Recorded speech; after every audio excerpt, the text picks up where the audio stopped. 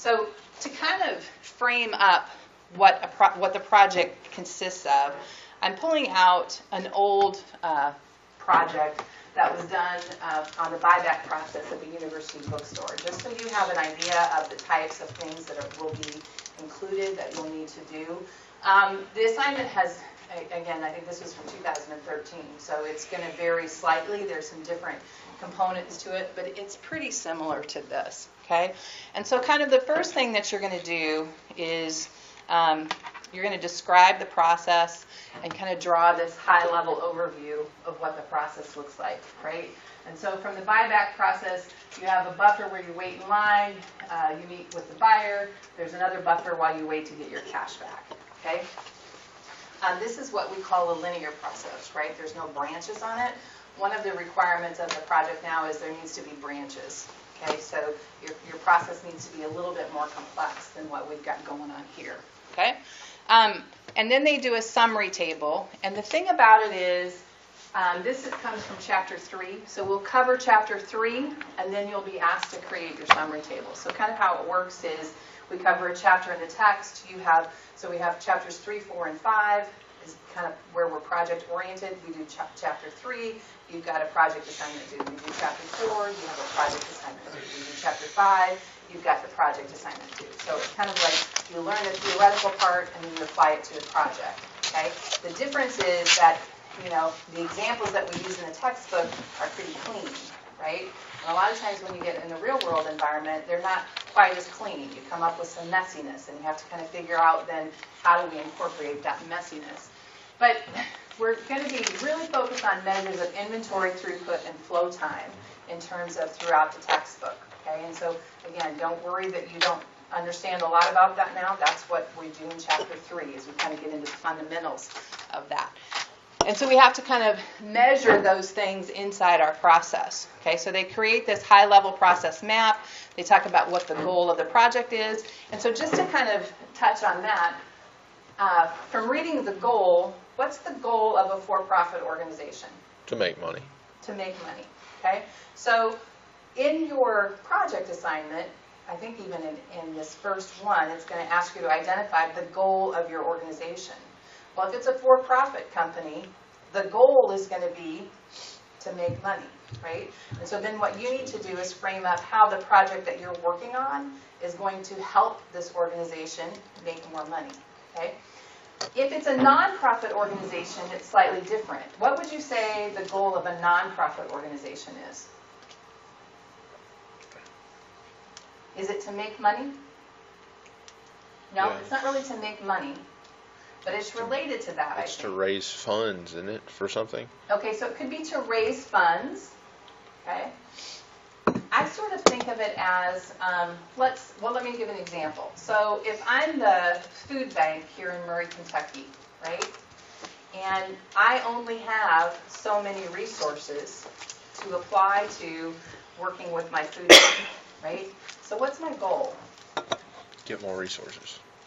Or use the resources I have in the most effective way, right? So a nonprofit organization is using the money or the resources that they have in the most effective way, right? So it's close to, okay, it's not that they're making money, but what a waste if the food bank of Murray gets a $100,000 donation and they blow $80,000 on it on something that they don't, that's not necessary, right? So the goal is, how can we use the donations and the money that we have in the most efficient way possible to do the most good for our organization? Okay, so you kind of have those two approaches. So nonprofit, how do we make the most of our resources? For-profit, how do we make the most money? Okay, that's kind of, and there is some truth to sometimes making money is not the only goal, right, of a for-profit organization. But if they're not making money, they're not going to stay in business. And so then all the other goals become irrelevant, right? And so you have to kind of say that is the primary goal of a for-profit company, is to at least make money to stay in business, okay? So that's just kind of a background for when you start to work on your project. You're going to be asked to frame your project. And one of the things that I have found is that students in the past, when we ask that, I mean, we've talked about it here in class, and we kind of go out in left field when we start to say what the goal of the project is or what the goal of the organization is. That question is meant to help you focus in on, if it's for-profit and it's to make money, how does the project that you're working on, how does it aid that, right?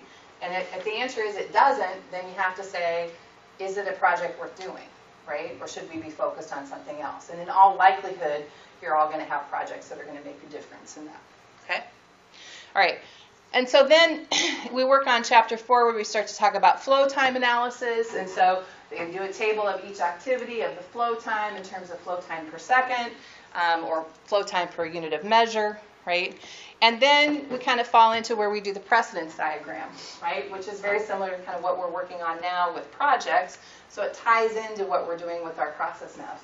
And so what they've done is they've taken that very simple process diagram, which I expect you'll find when you start your project, you're just going to have this high-level overview, right?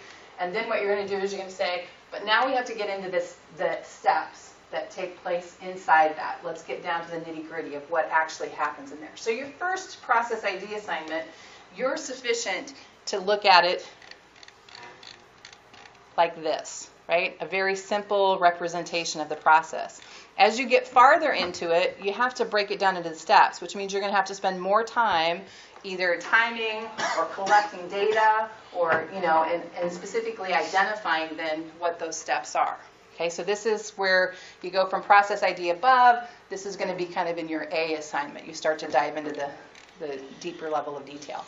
And then we start to talk about whether or not the activities are value added or not value added. Okay, it's always amazing to me when you start to look at a process how many steps are actually not value added. Okay, however, we do talk about steps that are necessary but not value added. Okay,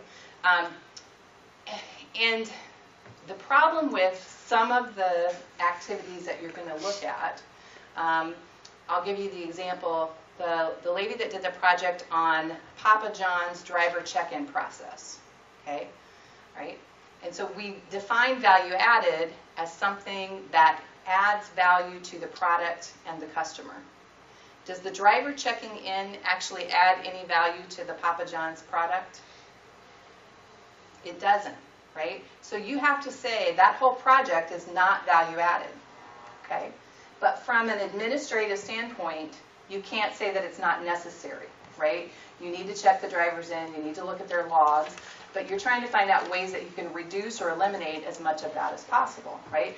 And so people sometimes have a hard time looking at, if we just define a project as not value added, they take a personal bent on it and feel like, well, you're saying my project's not important. Nope, not saying that. What we're saying is when we fundamentally define value added, we're saying, does it add value for the final customer, right? Those are the value added steps. And so we kind of focus in on that on this particular part of the project. Okay? Then we look at how can we manage those, and again, we have that information. We move on to flow rate and capacity analysis. I think that's chapter 5. Product mix, right? And so you can see, but you're walked through step by step in terms of how to do this in each chapter. So kind of each time we get to a chapter, we add another layer of detail to the project. Okay? And then at the end of the day, I thought this was interesting. This is from the last one of the last chapters we do takes a look at, from a service process standpoint, when do you kind of run out of capacity? And what they found is that basically from 10 o'clock until 3 o'clock on the busiest days, they absolutely didn't have enough cash registers, so the line was just going to continue to grow and grow and grow, right? And so this is on that sorry, I guess I'll stand over here. This is on that buyback process. And so some of the recommendations that they made, which I thought were interesting, is, okay, so the easy answer, and not necessarily the right answer, is we'll just put more cash registers out there, right? But if it's your business and you have more capital, one of the first things you should do is look for non-capital solutions. Okay, so one solution might be advertise that information so students know if I come earlier or I come later, I'm not going to have to wait in line as long. A second might be Well, maybe we want to offer a coupon for if they buy something else, if they come between the hours of 7 and 10, maybe they get a 20% coupon to buy something else in the store. So it's a win-win. You get another sale and you drive your business to a different time of the day, right? So there's some of those kinds of things, but you're trying to look for, your first choice should be, how can we fix this without spending more money, okay? And almost inevitably, if it's not our money, our first choice is we'll just buy more cash registers, right? That's the easy solution, right? But if it were your business, you'd be looking for solutions where you didn't have to invest more money until it was necessary for you to do that. So you try to look at it from that standpoint, okay? And then again, levers for performance improvement. How do we manage customer perceptions? What's the new process look like, right? And then they have a list of their hours that they included. So there's a couple of sample projects out there, but I wanted to kind of give you a flavor for what the scope of a project looked like. So this is our second lecture from the alternative text and the appendix, chapter 4.2. And so specifically from today,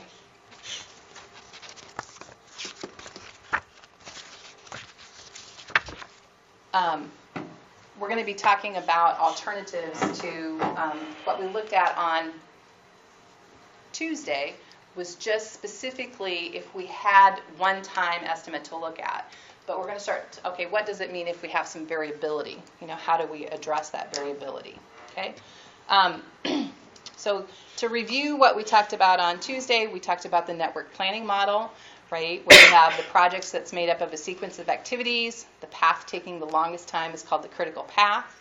The critical path provides a wide range of scheduling information useful in managing a project, and the critical path method helps to identify critical paths in the project network. Okay? All right, so the steps that we take are we identify, and we did 2 examples of this in class. I'm sorry, I don't know why I've got so much feedback here this morning. We did 2 examples of this in class on Tuesday, and those 2 examples then tied right into your appendix, or that ATA homework, alternate text A homework. So we identified the activities to be done, and we had one estimate of how long it was going to take to do each task, right? And we determined the required sequence, and we constructed that network diagram, our precedence diagram, okay? And then we looked at that, and we determined the critical path. And what determines the critical path? How do we determine the critical path? So when we draw it, what tells us what's the critical path? There's no slack. There's no slack, right? That's part A. What's the other point about the critical path? Takes the longest time. It is the longest time through the path, okay? So then we're going to determine the earliest start and finish and the latest start and latest finish, okay? So here's, an example to just review, right? And I think this is one of the examples that we did. I just want to highlight it real quick. So we have all the tasks. We designate them with a letter. We have the predecessors, and then we draw our diagram. I'm not going to go through that step by step because we did that on Tuesday. So here's our diagram of those activities in the precedence diagram, and then we start looking at earliest start, earliest finish, and we do the forward pass. And on the forward pass, if I have 2 arrows going into something, do I take the longest time or the shortest time? So if I'm going from left to right on the forward pass, am I taking the longest time or the shortest time? Longest. Okay, so I've got a mix of answers. It's the longest. Okay, so when you're going from left to right, you're taking the longest. When you're going from right to left, then what are you taking? Shortest. Shortest, if you have 2 arrows that are coming back into that task. Okay? And so there's critical path 1, ACFG. So 21 and 7 is 28, 36, 38. Critical path 2, 21 and 5 is 26, 28 and 8 is 36, and 2 is 38, right? All right. So, but in the real world, right, we have trouble knowing exactly. I mean, if somebody came to me and said, okay, here's a piece of a project, how long is that going to take you to do? And I could say, well, it's going to take me 3 days. But the reality of it is, it might only take me 2 days, or it might take me up to 5 days, depending on the complexity, right? And so here we've got George. He's struggling with the scheduling estimate, so he's using his 8-ball, right? So surely we can come up with a better method than using the 8-ball, okay? So in our critical path method, we have activity time estimates. And so when these vary, right, we can say that our estimate might not be the most reliable. And so we have to, we don't have to, but it's probably in our best interest to try to assess what that range could actually do to us. Okay, and so we start to look at the variability. So instead of just the one value, we estimate three values. What's the shortest amount of time that it's going to take me? What's the minimum amount of time? What's the longest amount of time? And what do I think is the most likely? Okay, and so then those three time estimates allow me to use probability estimate of completion time. Okay, and so that's this distinguishing characteristic. So we looked at critical path method before. Now we're looking at what's called the PERT method. Okay, I think the PERT method was created by the military. They're the ones that originally came up with this. Okay, all right. And so when we're using the PERT method, we use the minimum, the maximum, and the most likely to calculate the expected time. ET stands for expected time. So I'm going to use my expected time formula says I'm going to take the minimum plus 4 times the most likely plus the maximum and divide it by 6. I'm going to say that's my estimated time. And I'm going to replace that with the single time factor that we had the first time we went through that project. Okay? And then we have to have kind of a measure of variance, right? If my times are all really close, I can probably feel pretty good about the probability that we're going to complete the project when we say we are. Okay? But if my variability, let's say, is my minimum time is 1 day and my maximum time is 28 days, right? That probably doesn't make me feel very good about the likelihood of actually completing it within a given time. So now we're able to calculate a variance using the maximum minus the minimum divided by 6 and squaring that. Okay? So so A is our optimistic time, okay? M is our most likely, and B is our pessimistic. All right? So that being said, let's look at an example of that. Right? So here I've got my project activities, right, with their designations, okay? And I'm going to say I've got my most likely time for A says that it's going to take me 22, I think we're in days here. I have to look for sure. But 22 days, okay? The minimum time I'm going to say is 10 days and the maximum is going to be 28. So when I calculate the estimated time or the expected time, I'm going to take 10 plus 4 times 22 plus 28 and divide that all by 6. That comes back to tell me my expected time of completion for that task is 21. And then I calculate my variance for that, right? So in this case, they're doing the variance on writing the methods report. So I'm going to take the longest time or the maximum time, 9 minus the minimum time of 7, divide it by 6 and square it, and that gives me variance. And you say, why do we care? Right? Well, we'll show you why we care. So there's all my expected time calculations, and there's all my variance time calculations. I could walk you through each one of those, but I think you'd be bored, as would I, right? So we're using this formula, A plus 4M plus D divided by 6 to get our expected time. You get that we're using this variance formula, B minus A divided by 6 squared to get our variance, okay? And when we have that information, we can get some good information about the project from that. Okay, so we're going to calculate the expected time for each activity, and then based on that, what we call a beta statistical distribution in weights, the most likely time more than either the optimistic time or the pessimistic time, and the beta distribution is extremely flexible. It can take on a variety of forms. Okay, it has finite points. And in the simplified version, it permits straightforward computation of the activity mean and standard deviation. And when we have the standard mean and deviation, right, we can then use some statistical analysis to help us determine how likely we are to complete a project on time. Okay? That being said, let's take a look at how that changes things then. So we have our estimated time of 21. So what we do is, instead of our single point of time that we had before, we replace that with our expected time. Okay? So it's 21 here, right?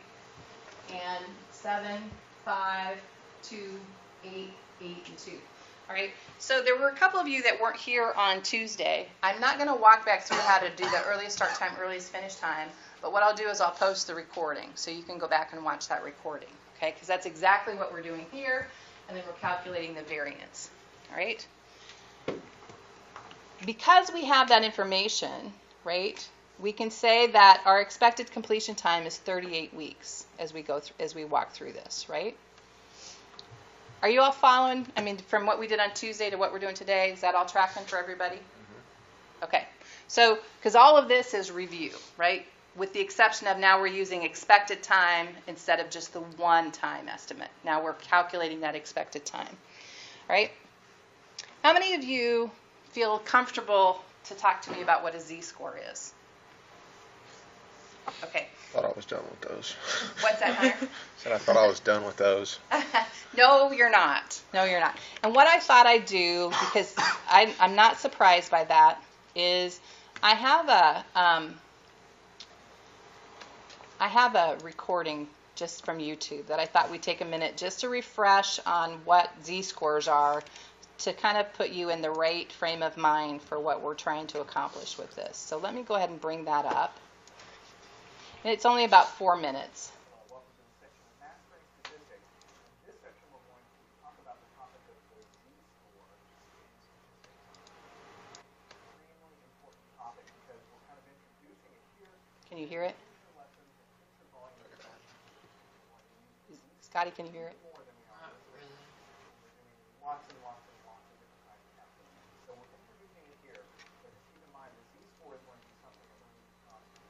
Now, it has a weird sounding name. A lot of students z-score. That must be hard.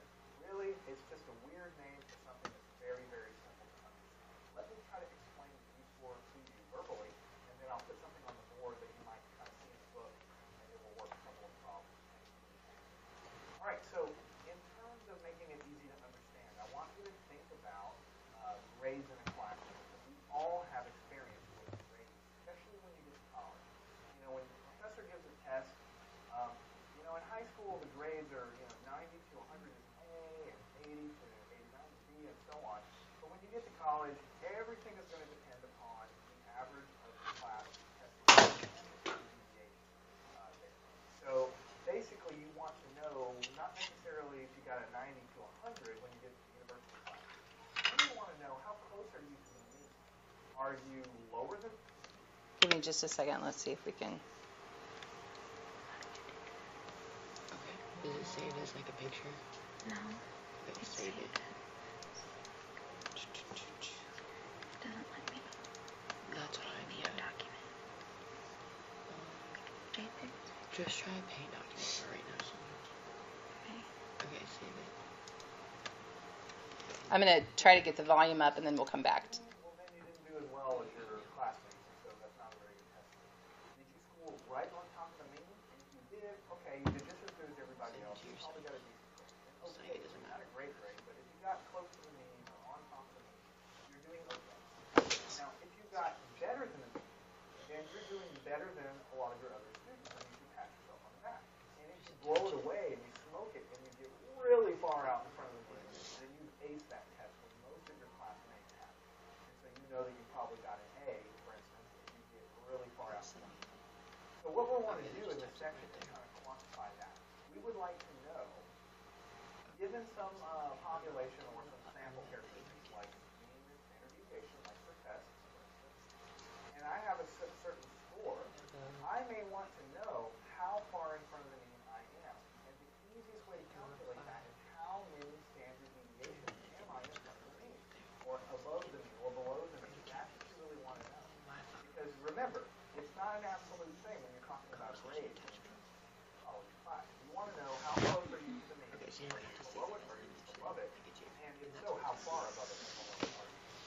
So a lot of times, for instance, remember we talked and said that if you have a data that's normally distributed, or we call it the bell curve shape, the bell shape, that data that's falling within one standard deviation represents 68% of the data. So if I have, you know, a test score with a mean of a 50 and a standard deviation of 10, then I know that if I'm within one standard deviation plus or minus of that mean, then I'm with about 68% of the class is falling in that range.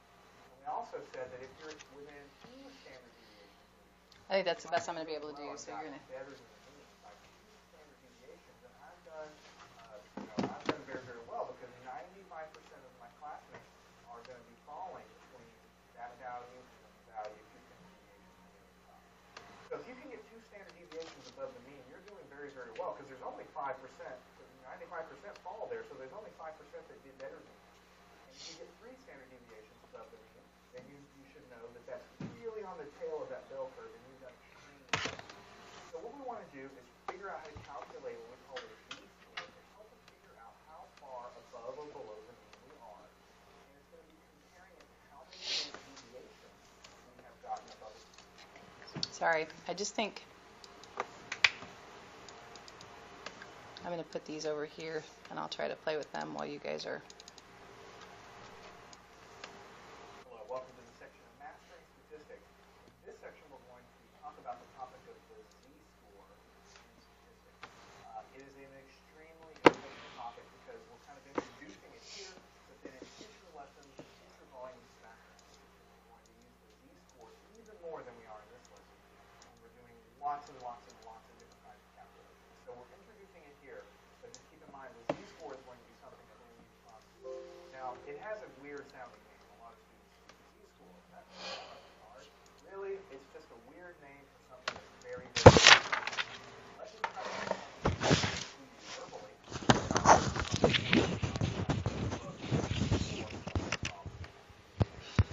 All right, so in terms of making it easy to understand, I want you to think about grades in a classroom. We all have experience with grades, especially when you get to college. You know, when the professor gives a test, in high school the grades are 90 to 100 and 80 to 89 B and so on. But when you get to college, everything is going to depend upon the average of the class test scores and the standard deviation. So you can hear it. It's not great. So You can hear it. basically, you want to know not necessarily if you got a 90 to 100 when you get to university class. You really want to know how close are you to the mean. Are you lower than the mean? Well, then you didn't do as well as your classmates, so that's not a very good test score. Did you score right on top of the mean? And if you did, okay, you did just as good as everybody else. You probably got a decent grade. An okay grade, not a great grade, but if you got close to the mean or on top of the mean, you're doing okay. Now, if you got better than the mean, then you're doing better than a lot of your other students, and you should pass that. And if you blow it away and you smoke it, and you get really far out in front of the mean, then you ace that test, as most of your classmates have. And so you know that you probably got an A, for instance, if you get really far out in front of the mean. So what we want to do in this section is kind of quantify that. We would like to know, given some population or some sample characteristics like mean and standard deviation, like for tests, So we're calculating the mean and the standard deviation with our project. So we're going to apply that to the z-score. And the easiest way to calculate that is how many standard deviations am I in front of the mean, or above the mean, or below the mean. That's what you really want to know. Because remember, it's not an absolute thing when you're talking about grades in college class. You want to know how close are you to the mean, below it or above it, and if so, how far above it. So a lot of times, for instance, remember we talked and we said that if you have a data that's normally distributed, or we call it the bell curve shape, or bell shape, that data that's falling within one standard deviation represents 68% of the data. So if I have, a test score with a mean of a 50 and a standard deviation of 10, then I know that if I'm within one standard deviation plus or minus of that mean, then I'm with about 68% of the class is falling in that range. And we also said that if you're within 2 standard deviations, so if I did really well and got better than the mean by 2 standard deviations, then I've done very, very well because 95% of my classmates are going to be falling between that value and the value 2 standard deviations on the other side. So if you can get 2 standard deviations above the mean, you're doing very, very well because there's only 5%. 95% fall there, so there's only 5% that did better than that. And if you get 3 standard deviations above the mean, then you should know that that's really on the tail of that bell curve, and you've done extremely well. So what we want to do is figure out how to calculate what we call a z-score to help us figure out how far above or below the mean we are. And it's going to be comparing it to how many standard deviations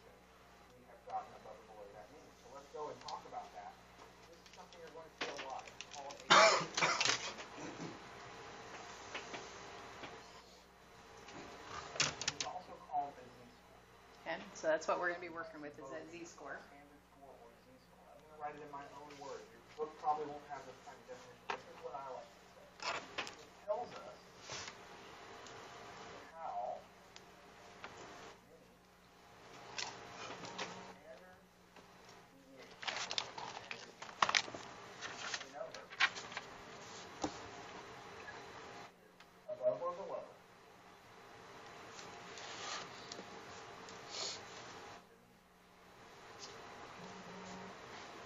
basically it lets us compare between data sets. It lets us compare between values in different populations. So if I were going to write down how to calculate the z-score, then it would be z, literally we call it z, equal to the data value you have minus the mean of the data set divided by the standard deviation. This is for a population. I already talked about population of everybody that we care So that about. population says you know everybody, right? And in our case, in many cases, we don't know that. Or you might say the data value minus the average value over the standard deviation test. And this is for a sample. And so we're dealing with samples. Part of the reason why I spent so much time early on explaining what a population was and a sample was, because the equations, these are actually the same equations, but they have different variables depending if you're talking about samples or standard deviation. When you see mu's and sigma, you know you're talking about the population, which is everybody you care about. When you see x bar, this is also the mean, and you have the standard deviation, we call it s. That's what you're talking about, the subset or a small sample of a large population. So what does this tell me? If I wanted to know, let's take the example of testing. If I wanted to know how far above the mean I was, Oh my gosh, sorry, this guy is 19 minutes. I thought we had the 4-minute version. let's pretend the mean. So here's what I'm going to do. I'm going to pause him, and then I'm going to finish for him. Okay, so basically, he's given us that relationship of the z-score, right? And he talked about, if you're talking about your grades, okay? So what we often do is we relate the z-score to a bell curve, right? So if we have a bell curve, what do we know about a bell curve? Peak's the mean. What's that? The peak of the bell curve is the mean. The peak of the bell curve is the mean, and what percentage of values are below the mean and what percentage are above the mean? 50%, right? So what that means is all possible outcomes lie below the bell curve, okay? And so if we're talking about a project and what time it could be completed, all the likely possible outcomes are going to be below the bell curve, okay? And what we're going to be able to say is the mean is at that 50% mark, so you're at 0 standard deviations, you're right on the mean, right? And if you're at 1 standard deviation, basically then when they say plus or minus 1, that's that 68%. But if you're at 1 standard deviation, right, you've got, and we're looking at times underneath this bell curve. Okay, so think of this bell curve. Let me draw it on the PowerPoint. I'm sorry, I had one selected that was 4 minutes, and I think somehow in that mix we got lucky and went on to one that was way more than that. I know you're not feeling lucky, but that's what it was. Okay, so I'm going to insert a new slide. We're going to go large. We're going to swap, and I'm going to draw. I'm going to draw in black. Okay, so, and this won't be a pretty bell curve. You'll have to use your imagination, because I'm not known for being able to draw pretty bell curves. Something like that, right? Pretend like that's even on both sides, right? So here's our mean, right? And if we go 1 standard deviation on either side, that represents 68% of the values, right?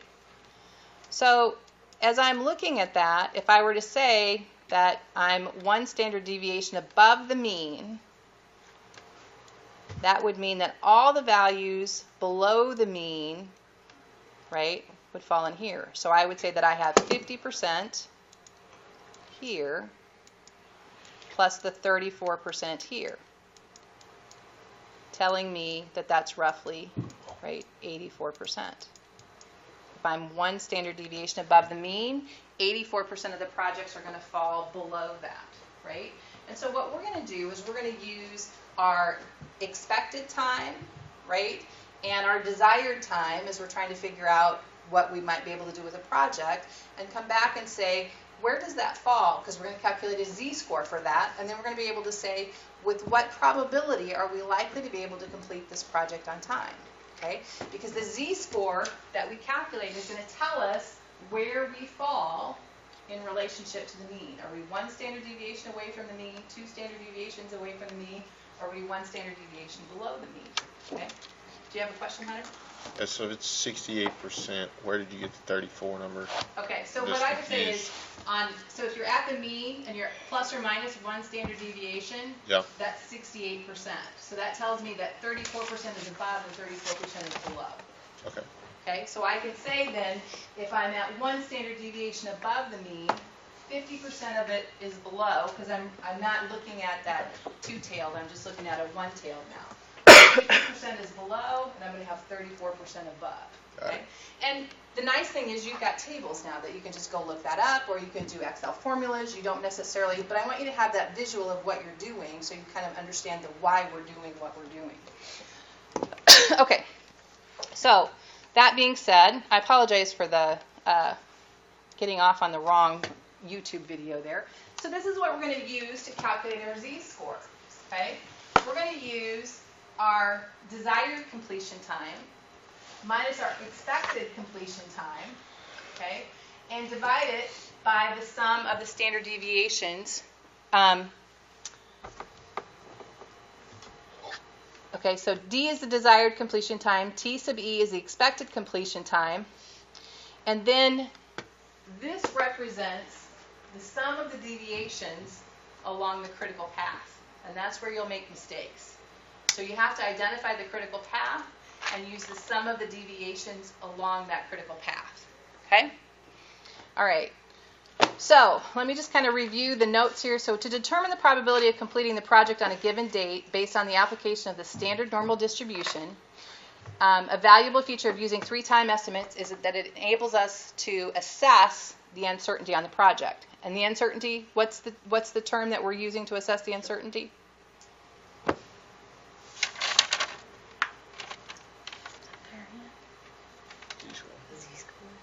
So the z-score tells us is a way that we can use the uncertainty, but within that z-score formula, what is it that we're... Variance? The variance, right? That's the uncertainty. That's what we're using to assess the uncertainty, okay? So we calculate the value of the z, which is the number of standard deviations of a standard normal distribution that the project due date is from the expected completion time. Okay? And using the value of z, we find the probability of meeting the project due date using a table of normal probabilities, such as the one in Appendix E that's going to be in that, that PDF file that's on Canvas. And the expected completion time is the starting time plus the sum of the activity times on the critical path. Okay? All right, so let's look at that. So I think there's a mistake on the slide. So it says the probability of finishing in 35 weeks or less. So our desired completion time should be 35. In fact, I'm going to change that real quick while I'm here. I'll catch it later. So it's 35 minus 38, so that would be -3, divided by the square root of the sum of the standard deviations along the critical path, okay, is going to be 11.89. Okay, and that tells us that our z-score is going to be -0.87. Okay, and if our z-score is -0.87, right, I go to my Appendix E, and I see that -0.87, my z-score falls between -0.85 and -0.9. So if it's a negative z-score, is it above or below the mean? Below. Below. So is it going to be a probability of above 50% or below 50%? Below. Below, right? So there should be some common sense things that you need to start associating with your statistics, right? So if my z-score is negative, that means that I'm below the mean, so my probability of completing on time is going to be less than 50%. So given the information that we have, our probability is going to lie somewhere between 18.4% and 19.7%, okay? So it's going to be less than 19%, right? Which is important to know, right? Okay, so again, I think that, so now you see why what we looked at on Tuesday, we could feel like, okay, we're taking that to the bank, right? Yeah, you can't. You have to look at it and say, what's the probability that we're really going to achieve that? And you need that variance information to be able to do that. Scotty? So how do we get the bottom number of that equation? Like, I don't understand where 11.89 came from. Yeah, all right, so let's go back to here, okay? So there's two things that we have to do, right? So we have to,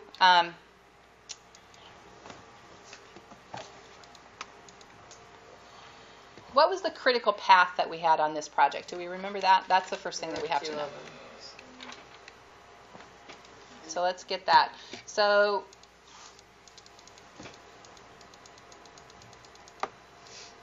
our critical path has A, C, F, and G, right? I'm just finding the right slide to write this on.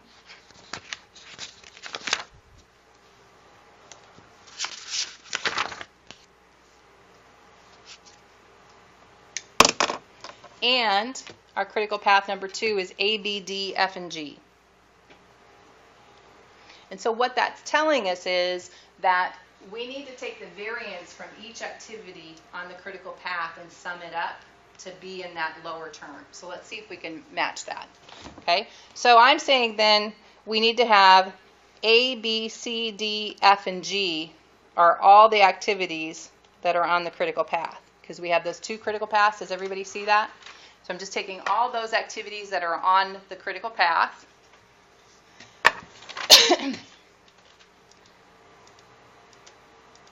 And then I'm coming here and I'm saying, okay, well, I need to add the variance here on activity A, right? So my variance on activity is 9. For activity B, it's 1. For activity C, it's 2.2 7/9. So A, B, C, D is 1/9.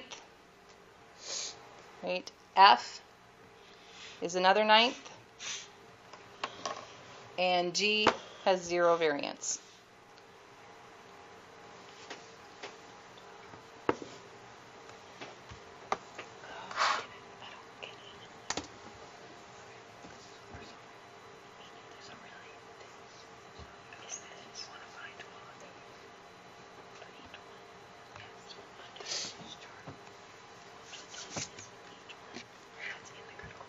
Okay.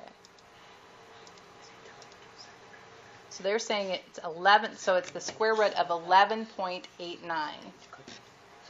All those. What's that? Because it's included, technically. Pretty sure that's 11 and 8/9, but There's two The C critical is paths. the only one in this. The C There's is two in. critical paths. All right. So Scotty, I've done those in the past, and I'm just sure that's how we do it, but this is a disconnect for me, so I need to go back and just look at that. Okay, so if there's more than one critical path, you have to do every, procedure or whatever in that path. So that's how I recall it, and I'm going to go back and double check and see of how that comes through on the textbook. But and I'm sorry, the intent. I went through that this morning, and I thought I had that tracked down. But what happens is when I add up all the variances, I get 13. So what I'm getting says this should be the square root of 13 as opposed to 11.89. So I'll have to go back. I'm not going to make you wait while I go figure that out. I'll figure it out and post an announcement. Okay. So, all right.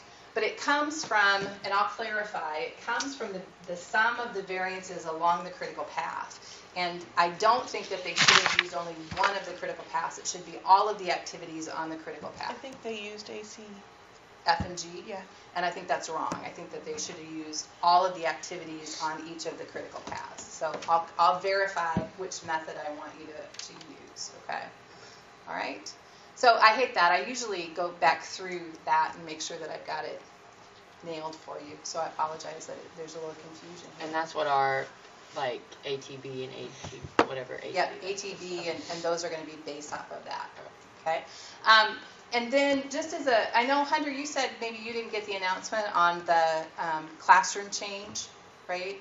So make sure, I do a lot of communication via announcements in the classes, so make sure you might want to go out and look at your Canvas settings. Oh, yeah, I just didn't look at it. Okay, gotcha.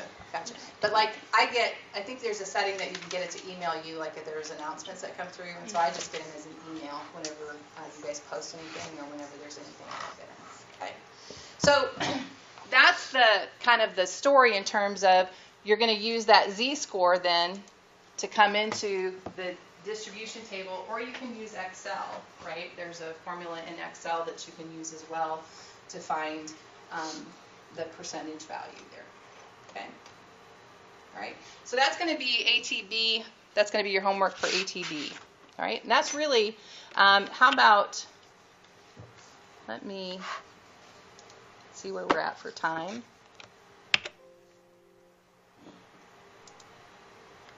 Okay, so we've got some time here. So what I'm going to do is identify a practice problem that we can take a look at.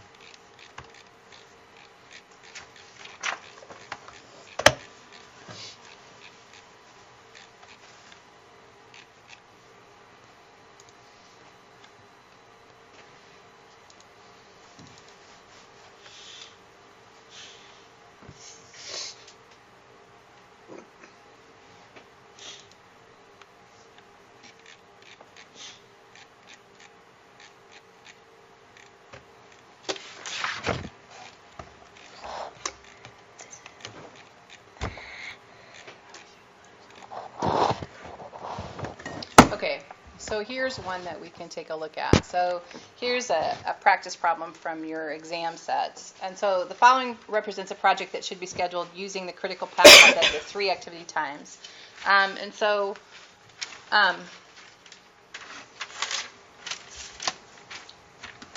let's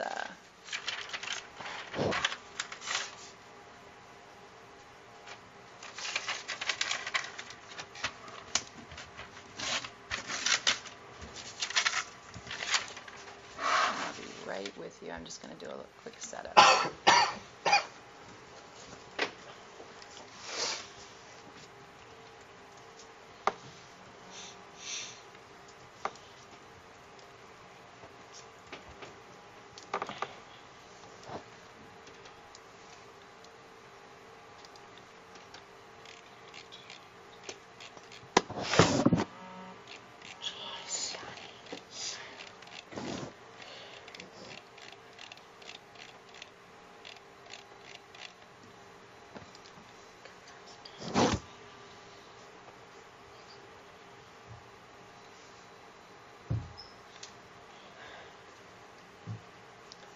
Okay, so these are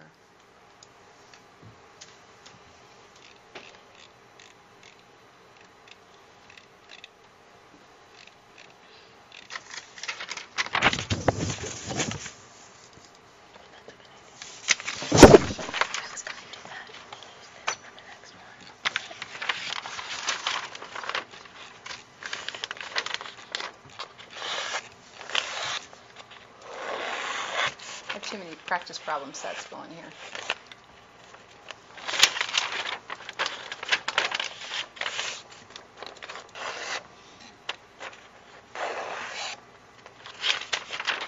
right, so I want to be here. All right, so that being said, the first thing that we need to do, well, you tell me, what's the first thing I need to do given these 3 activity times?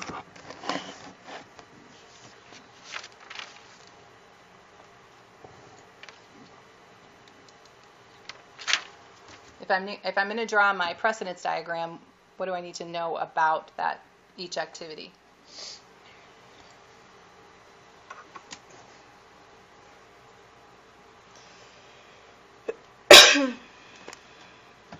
Where it is on the critical path. What's that? Where it is on the critical path. Where it is on the critical path, okay? So I can take a couple of approaches, I guess. I can either draw this first, okay? So help me draw it. So if I'm going to be drawing this,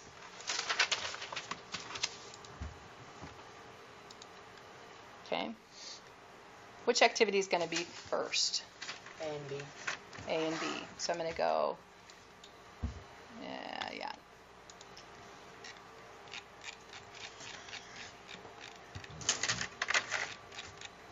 So I'm going to go A.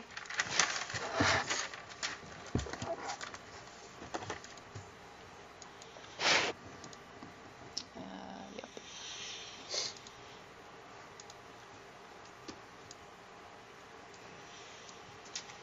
This is not going to work very well. Sorry, the technology in here, I need to practice with it a little bit because I didn't get with Jack to figure out how to use the Elmo, and that's normally what I would do. And using that shape does not work very well. But I don't know a better way to do it here.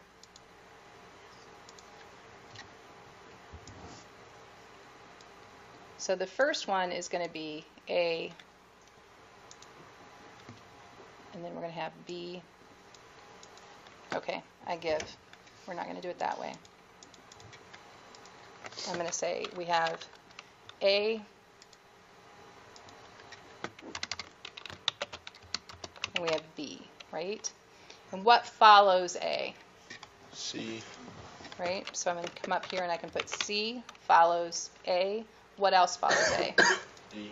D, right? So I can come out here and put D follows A. Okay? What follows B? E. Okay, so I can come out here and put E. Okay? And then what do I want to put? F followed by C and D. F follows C and D, right? G, right, follows D and E. And H, right? Okay, so now what I'm going to do is I'm going to come back and I'm going to input my arrows. So I'm going to say A is followed by C and D. A lot of times what I do is just copy that. And paste. And if I go, so I need 1, 2, 3, 4, 5. So I need something like 6 arrows. So there's my 6 arrows. I can move them here. Here, right, F follows C and D,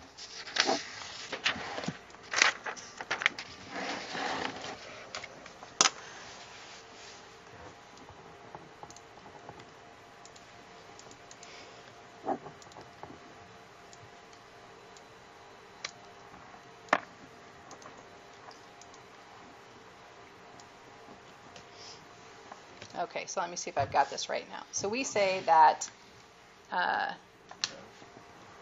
it's like this, isn't it? C and D follow A. E follows B. F is followed by, or excuse me, F comes from C and D. G comes from E and D. E and D, so I need another arrow there. Right? And H comes from F and G. So that's what my precedence diagram looks like. Okay? Now that I've got my precedence diagram, what do I need to calculate? Sorry, Rachel, what? Your times. My times, right? Expected times. So if I'm going to do my expected times,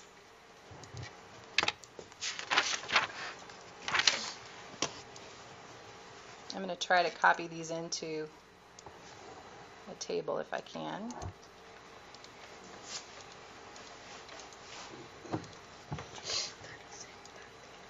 So now I have those into a table. So my expected time, what's my formula for the expected time? Do you remember?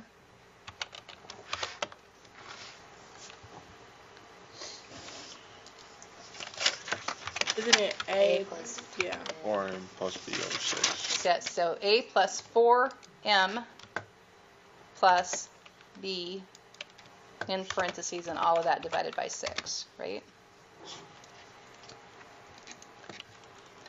Ain't gonna work.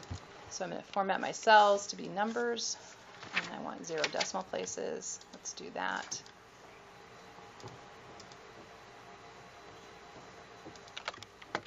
You gotta put,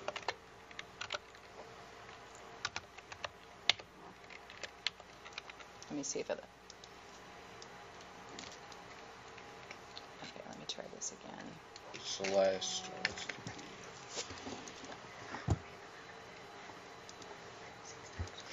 b. Yeah, so I'm just going to have to... It's just the b column that's changing it. What's that? It's just the b column that's changing it. If you just change all the b numbers, you'll be fine. I don't think so. You think so? Yep. Nope, it's got to be all of them because they're copying in as a picture. Well, I'm talking. I mean c column, like the 11. See how they change? Ah, There you go. okay. There we have. So our expected time. How did you see that? Because when you're typing in the numbers, they were shifting, Gotcha. and they didn't change in any of the other ones. All right, and then we have to calculate our variance. Do you remember what the formula for our variance is? B minus A divided by 6. Right, so I'm going to go B minus A.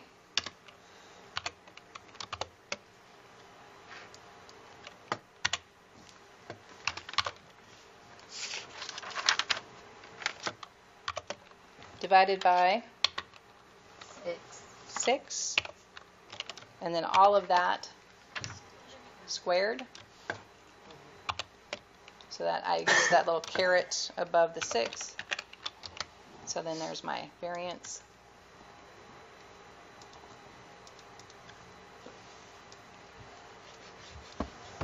Okay. All right. So that being said, if I'm going to say that my expected completion time for A is 4.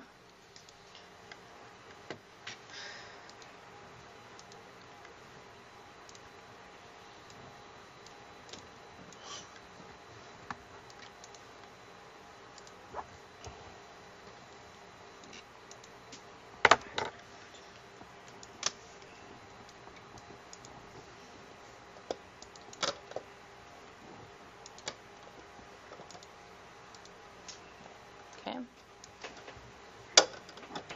So I'm going to say that my expected completion time for A is 4.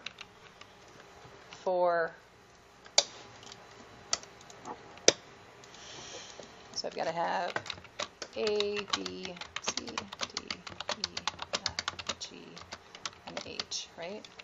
For B, it's going to be 3. Right? For C, it's going to be 5.5. Right? For D,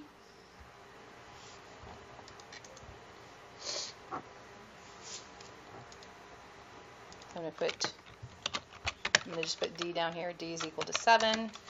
And E is going to be 2, right? F is going to be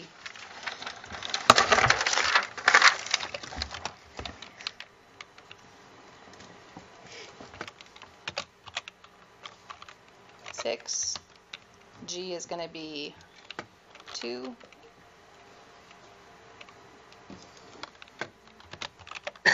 And H is going to be 2.83. So what are the possible paths through here?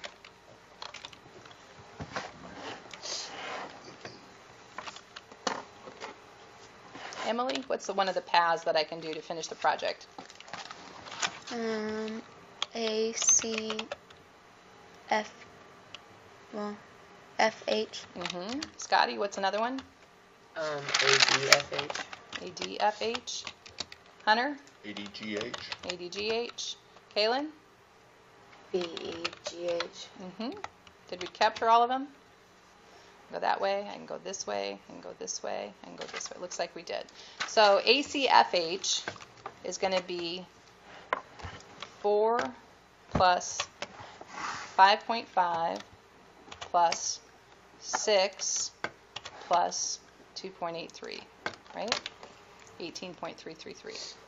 ADFH is going to be A plus D plus F of 6 plus H, right? ADGH is 4 plus 7 plus G is 2 plus H, right? And BEGH is B plus E plus G plus H.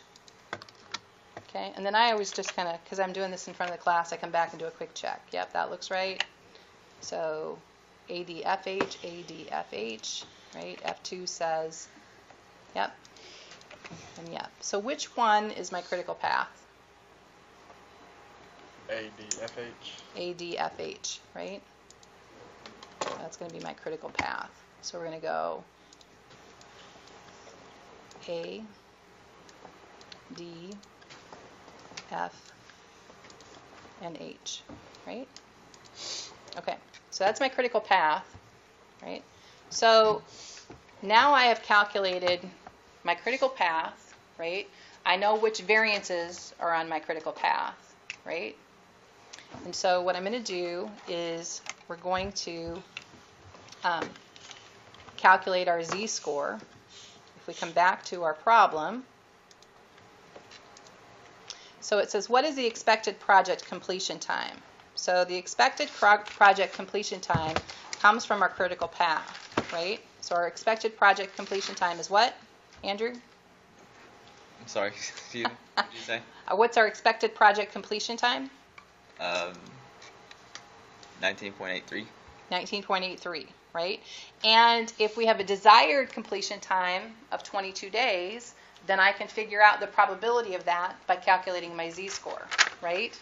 And we said that our z-score is calculated by taking our desired completion time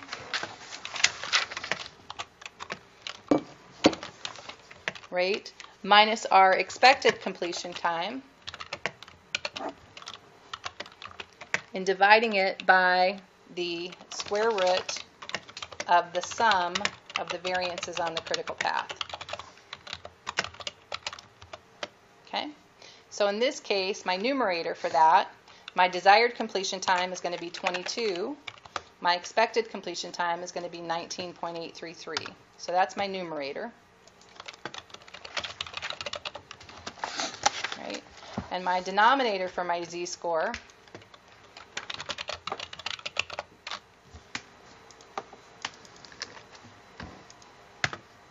is going to be the square root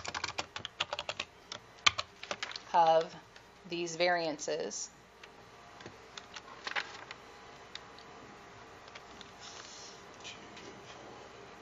So this plus this plus this plus this. Okay? And so that means then to finish out my z-score, I'm going to take